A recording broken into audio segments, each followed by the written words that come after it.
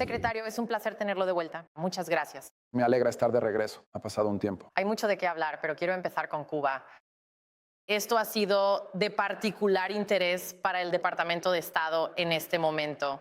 Ustedes publicaron un informe de 100 páginas sobre Cuba, llamándola la capital del comunismo del siglo XXI. Y este informe habla sobre el hecho de que el objetivo de Cuba, esencialmente, es borrar a Estados Unidos de la faz de la tierra. También detalla una red de espionaje cubana que ha estado socavando los intereses estadounidenses.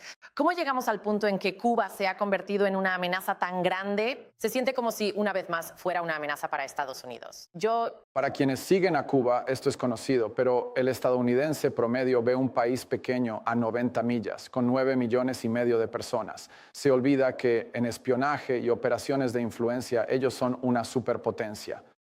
Si miras la historia del espionaje en Estados Unidos, Cuba es el único país que de manera constante ha implantado e infiltrado espías en nuestro sistema, sin siquiera pagarles.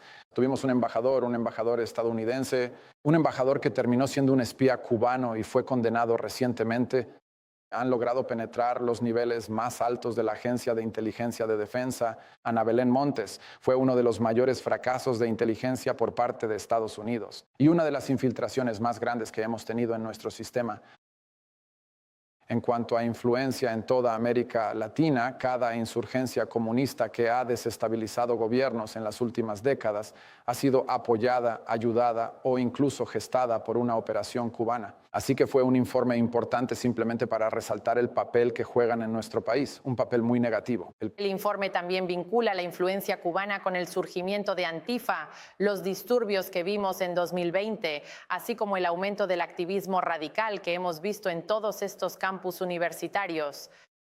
Para la persona promedio, esas cosas creo parecen en general orgánicas, pero resulta que hay muchos poderes diferentes, siendo Cuba uno de ellos, que están influyendo en todas estas cosas día a día. Absolutamente.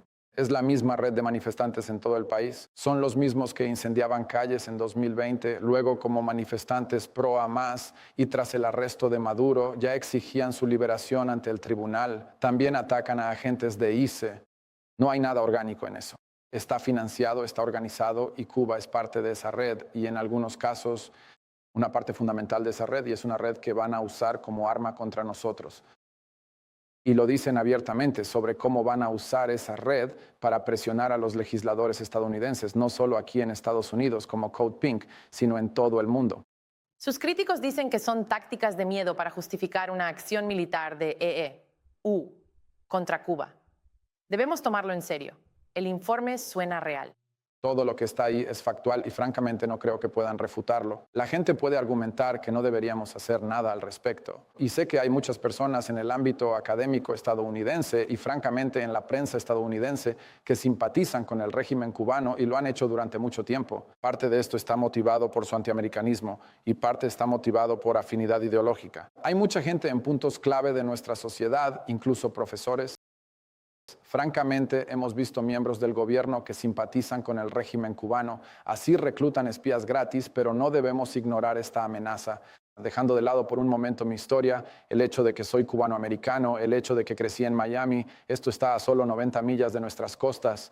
Un estado fallido a 90 millas de nuestras costas, que además está alineado con adversarios de Estados Unidos, representa una amenaza a la seguridad nacional de nuestro país. Quiero pasar rápidamente a Venezuela. El gobierno interino y los líderes de la oposición allí están dando pasos hacia un posible futuro con elecciones democráticas. ¿Qué papel está desempeñando actualmente Estados Unidos y qué nos puede decir al respecto? Bueno, lo primero sobre Venezuela es que sé que no estamos en una era de paciencia y persistencia, pero estas cosas toman tiempo. Estás lidiando con un sistema que ha estado en vigor por más de un cuarto de siglo, así que son raíces profundas con las que hay que lidiar. También es un país que enfrenta muchos problemas, me refiero a muchos problemas económicos, sin mencionar que ahora han tenido un terremoto. Por eso siempre hemos hablado de una primera fase donde nuestra prioridad era la estabilización. No queríamos que el país se sumiera en una guerra civil, migración masiva, disturbios civiles y demás. El segundo paso es una fase de recuperación en la que creo que ya estamos. Obviamente, el terremoto añade complejidad a esto. Tienes que tener una economía que funcione. Se requiere un marco legal claro para que los inversores globales puedan invertir con seguridad y prosperar. Al final debe haber una transición. En algún momento tiene que haber elecciones legítimas en todos los niveles, para que la gente sepa que el gobierno que está allí es el gobierno legítimo elegido por su pueblo. El primer paso hacia eso es la reconciliación nacional. Este es un pueblo que ha estado dividido políticamente durante mucho tiempo, unos contra otros. Y tendrás que mirar modelos como los que viste en Europa del Este después de la caída de la Unión Soviética. Creo que el papel que puede seguir desempeñando Estados Unidos es el de facilitador de todo esto. Ha sido una voz crítica durante muchos años sobre la amenaza de China. El presidente Xi visitará Washington en septiembre. Sin embargo, te has tenido que sentar frente a frente con el ministro de Asuntos Exteriores de China. Has tenido que, ya sabes, negociar y hablar en nombre de Estados Unidos. ¿Cómo ha sido para ti en este papel negociar con Pekín? Por un lado, todas las cosas que China quiere para convertirse en el país más poderoso del mundo y quieren hacerlo a costa nuestra. Obviamente somos estadounidenses, no vamos a permitir que eso suceda. Al mismo tiempo, están las dos economías más poderosas del mundo, probablemente los dos ejércitos más poderosos del mundo, aunque el nuestro está más avanzado que el de ellos, pero aún así. Y creo que es importante que dos países grandes como estos, los dos países más poderosos del mundo, tengan una relación, tengan la capacidad de hablar entre sí y tratar de evitar conflictos cuando sea posible, porque podría llevar a cosas realmente malas. La base de eso es la relación que el presidente Trump tiene con el presidente Xi, que es una relación de respeto mutuo. Y se llevan bien, y eso realmente es importante. Y nuestros dos presidentes pueden hablar entre sí, y está bien. Creo que, de hecho, es casi irresponsable no tener comunicaciones directas con los chinos. Queremos estabilidad en nuestra relación. Ambas partes admiten desacuerdos y competencia necesaria. Hay áreas donde podemos colaborar, lo cual es muy positivo, aunque persistirán fricciones y rivalidad. Tenemos que manejar eso al mismo tiempo que debemos mantener una relación con ellos. Pero siempre tenemos que velar por lo que es mejor para Estados Unidos. Bueno, parece que China se ha estado comportando lo mejor posible, sabiendo que el presidente Trump está en la Casa Blanca. Pero mucha gente cree que tal vez solo estén esperando su momento para posiblemente tomar el control de Taiwán. ¿Qué dice usted sobre eso? No puedo predecir lo que pasará en 20 o 30 años, pero nuestra posición oficial es que no apoyamos ningún cambio al statu quo que existe en la región. Nos oponemos a cualquier cambio de estatus forzado. Lo aclaramos en las reuniones con los chinos, aunque ellos difieren totalmente. Es un tema muy delicado para ellos, así que, de nuevo, es parte de ese delicado acto de equilibrio. Porque mire, cualquier conflicto entre Estados Unidos y China, ya sea económico o militar, Dios no lo quiera, sería catastrófico para ambos países y para el mundo. Así que tenemos que gestionar eso, pero no podemos retirarnos ni renunciar a nuestros intereses nacionales. Así de compleja es la política exterior y exige equilibrar estas dos fuerzas contrapuestas. Oímos a diario sobre tensiones con China, Rusia e Irán. Los estadounidenses suelen sentirse abrumados porque, por desgracia, las noticias positivas no se difunden con la misma frecuencia. ¿Qué diría usted, sin embargo, sobre la estabilidad del mundo en este momento, considerando su posición y quién es el presidente? Yo creo que el mundo siempre ha sido complicado y difícil. Creo que la diferencia ahora es que si ocurre algo al otro lado del mundo, en un lugar del que nunca has oído hablar antes, y es realmente dramático, vas a enterarte casi de manera instantánea. Creo que el mundo también está atravesando un periodo de transformación rápida. Quiero decir, claramente está ocurriendo una reorganización geopolítica y he hablado de esto en repetidas ocasiones. Tras la Guerra Fría se creyó que el mundo sería democrático y las naciones dejarían de importar. Basamos nuestra política exterior en esa idea ridícula, perjudicando al país. Empezamos a decir, da igual dónde se fabrique, que se haga afuera si es más barato, precios para Estados Unidos. Y eso terminó desindustrializando nuestro país y costándonos millones de empleos. Trump está reequilibrando la economía con aranceles y la geopolítica usando nuestra presencia mundial, especialmente en nuestro hemisferio. Además, enfrenta amenazas heredadas como el programa nuclear iraní. El presidente fue muy claro. Tienes las amenazas viejas y nuevas ocurriendo al mismo tiempo, más veloces que nunca. Y será tarea de esta administración, pero también será tarea de las futuras administraciones. Algunas de estas cosas van a tomar décadas en resolverse. Seguimos con la entrevista exclusiva al secretario Marco Rubio sobre el conflicto en Irán, tema clave para los estadounidenses. No creo que el régimen iraní haya enfrentado jamás a un presidente como Trump, a alguien que realmente toma medidas. Durante 20 o 30 años se acostumbraron a que el mundo les permitiera salirse con la suya, mintiendo y rompiendo acuerdos para engañar a la gente y que firmen tratados. O sea, en este caso en particular fue bastante sencillo. Irán quiere un arma nuclear y estaban construyendo un escudo de misiles convencionales detrás del cual iban a esconderse. En esencia querían estar en una posición dentro de un año y medio para poder decir tenemos tantos drones y tantos misiles que no pueden defenderse contra ellos. Ese era el punto al que querían llegar. El presidente Trump dijo, no voy a dejar que lleguen a ese punto. Y fue tras ellos, eliminó su marina, eliminó su fuerza aérea, eliminó sus defensas antimisiles, eliminó sus lanzadores, eliminó sus fábricas que producen todas estas cosas y degradó severamente sus capacidades de defensa. Ahora todavía tienen misiles y todavía tienen drones y aún pueden causar daño, pero ya no tienen ese escudo convencional detrás del cual podían esconderse. Eso cambió la dinámica. Es la única razón por la que ahora están dispuestos e incluso ansiosos de acordar la desnuclearización y los estrechos, porque nos acercamos con fuerza, no con la debilidad que percibieron antes del mundo en general. Sin embargo, el cambio de régimen nunca ha sido el objetivo. Como dices, ha sido la desnuclearización. ¿Pero se puede tener uno sin el otro? Creo que lo que tiene que cambiar es el régimen. Puede que no haya un cambio de régimen, pero el régimen tiene que cambiar. El régimen iraní tradicionalmente ha sido expedicionario. En esencia, su visión es que no quieren solo gobernar Irán, quieren gobernar la región. Ellos consideran que quieren exportar la revolución.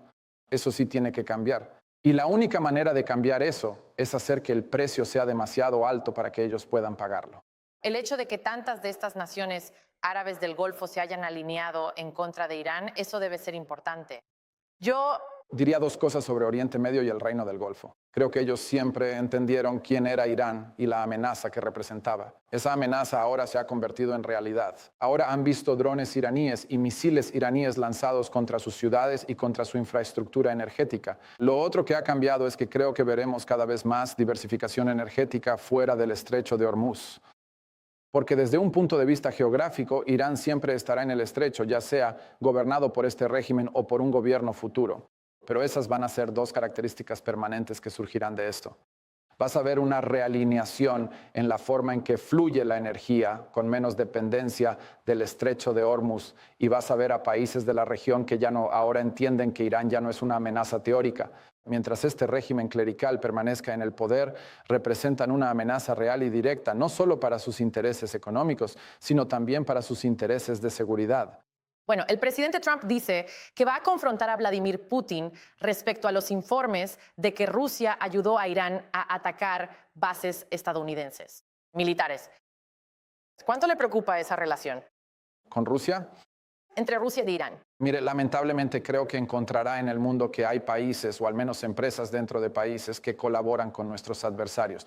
Y cuando lo identificamos, lo señalamos, y en algunos casos con mucho éxito. Nada de lo que hemos querido hacer en Medio Oriente, ninguna de las acciones que hemos tomado, ninguno de nuestros éxitos ha sido impedido de ninguna manera por algo que haya hecho otro país en el mundo en nuestra contra.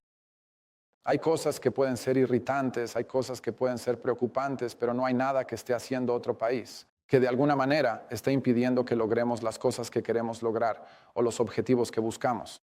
Solo para terminar con la situación en Rusia y Ucrania, ¿hay algo en este momento que Estados Unidos pueda hacer de manera realista para ayudar a reunir a las partes, para ponerle fin a esto? El presidente ha dejado muy claro que Estados Unidos puede desempeñar un papel para poner fin a esa guerra. Vamos a seguir explorando esa posibilidad. Le dedicamos mucho tiempo durante el primer año.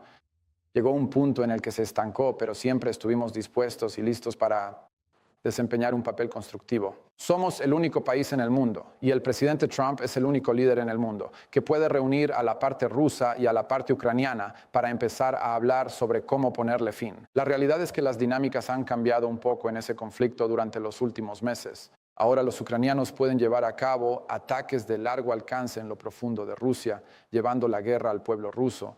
Lo que estamos dispuestos a explorar es si esa nueva dinámica ha abierto de alguna manera la puerta a algún acuerdo negociado. Sé que verán algunos esfuerzos en las próximas semanas para ver si podemos reiniciar las conversaciones entre ambas partes y poner fin a esta guerra.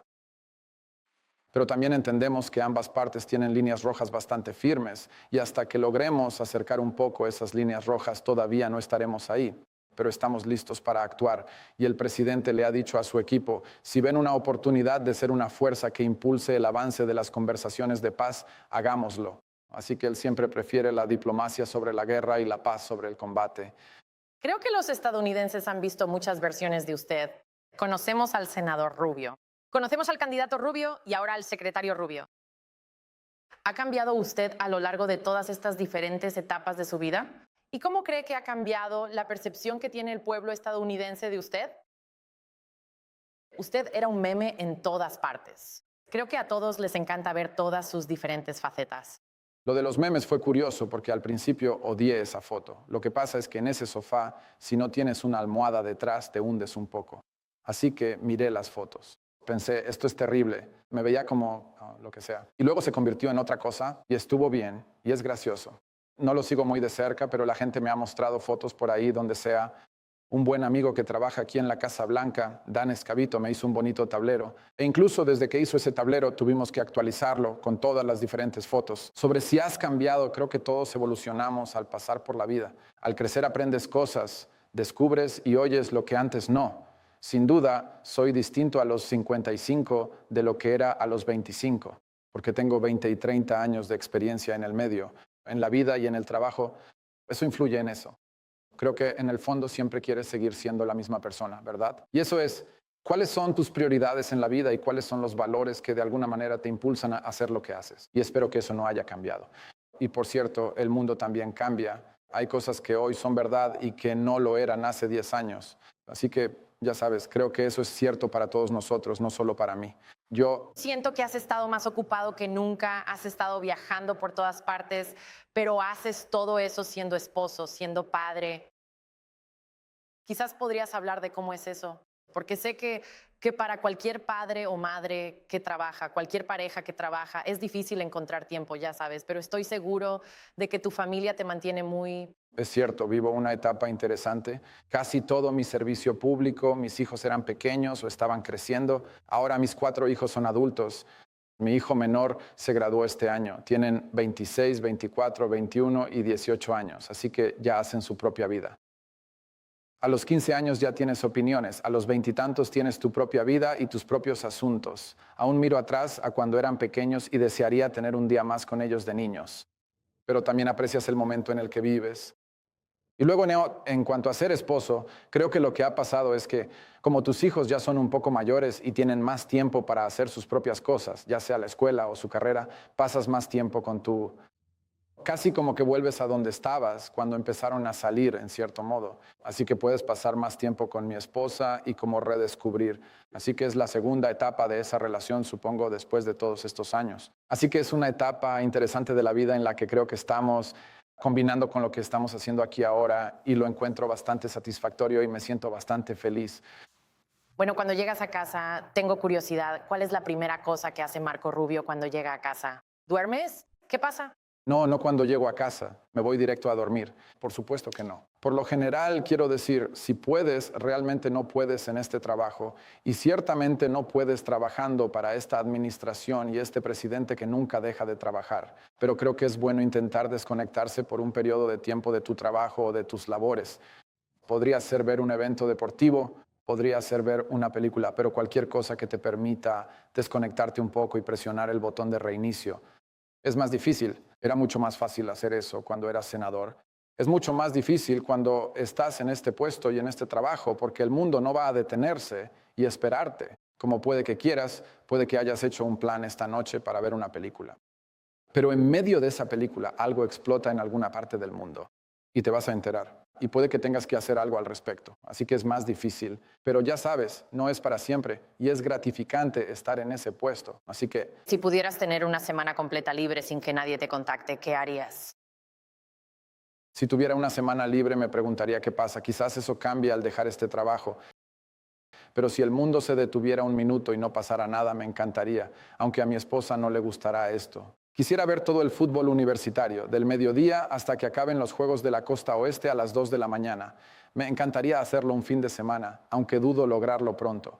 Bien, última pregunta. ¿Será esta la temporada de los Miami Dolphins? ¿Qué pensamos? No. Están reconstruyendo, pero van por buen camino, aunque les faltan un par de años para terminar el equipo. Siempre planeamos las próximas temporadas. Sí, así es. Secretario Marco Rubio, usted es genial. Gracias por su labor por el país y por su tiempo. Gracias. La doctrina Don't Row del presidente Trump sigue plenamente vigente, mientras el secretario de Estado Marco Rubio advierte sobre la amenaza a la seguridad nacional que representa Cuba durante nuestra entrevista de anoche. Ves a Cuba, un país pequeño de 9 millones de personas. Lo que se olvida es que en espionaje e influencia son una potencia. En la historia de Estados Unidos, Cuba es el único país que constantemente ha infiltrado espías en nuestro sistema, sin siquiera pagarles. Mientras tanto, mañana se cumplen 7 meses desde la captura del dictador Nicolás Maduro y ahora Venezuela está contemplando un camino hacia elecciones democráticas.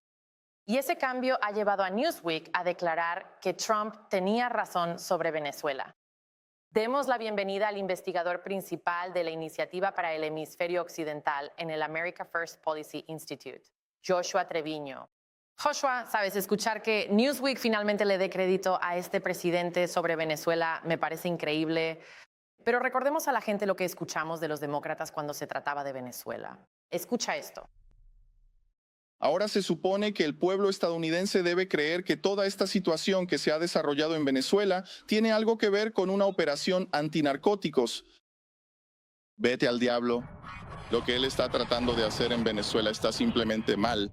El peligro en Venezuela apenas está comenzando. Donald Trump ha abierto la caja de Pandora.